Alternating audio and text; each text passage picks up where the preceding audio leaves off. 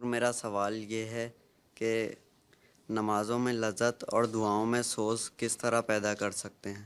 کمال ہو گیا، درجہ سادسہ میں پہنچ گئے، ابھی تک یہی نہیں پتہ لگا۔ بات یہ ہے کہ حضرت مسیح علیہ السلام کے کلام کو پڑھتے ہو نا، باتیں کو پڑھتے ہو نا، تو حضرت صاحب نے ایک موٹا نسخہ بتایا کہ اگر تمہاری ایسی حالت نہیں ہوتی تم رونی صورت بنا لو، آدمی کی جو ظاہری حالت ہے اس کا اثر دل پہ بھی ہوتا ہے۔ یہ فرمایا ہوا نا مسیح علیہ السلام نے، پڑھا ہوگا نا کہ نہیں پڑھا؟ جی حضور، پڑھا ہے حضور۔ بس پھر کبھی رونی شکل بنا لو، کبھی کوئی تکلیف پہنچی ہے ہیں؟ جی حضور۔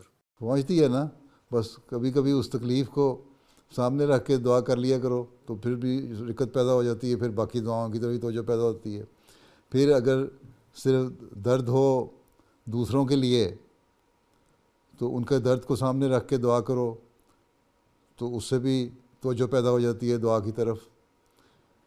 تو یہ اپنی حالت کو اس حالت کے مطابق کرو، شکل ایسی بناؤ تو رکت اور سوز پیدا ہو جاتا ہے، اور جب پیدا ہو جائے تو ٹھیک ہے۔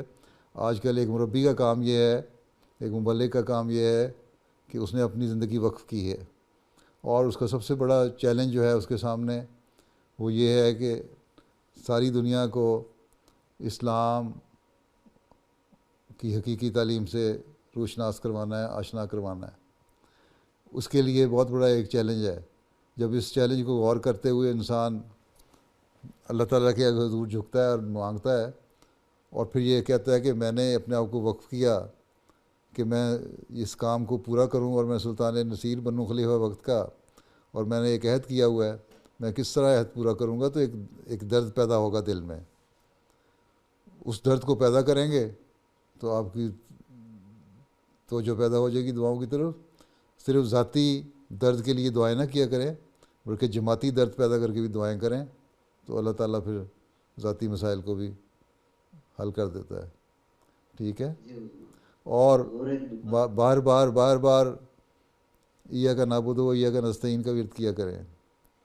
ایک بزرگ کے بارے میں آتا ہے قادیان میں ہی، غالباً مولانا مولوی سرور شاہ صاحب تھے یا مولوی شیر علی صاحب تھے کوئی، تو کہتے ہیں میں دیکھا کہ وہ کھڑے نفل پڑھ رہے ہیں مسجد مبارک میں قادیان میں ہی، اور رکوع میں نہیں جا رہے، نیت باندھی ہوئی، ہاتھ باندھا ہوا ہے۔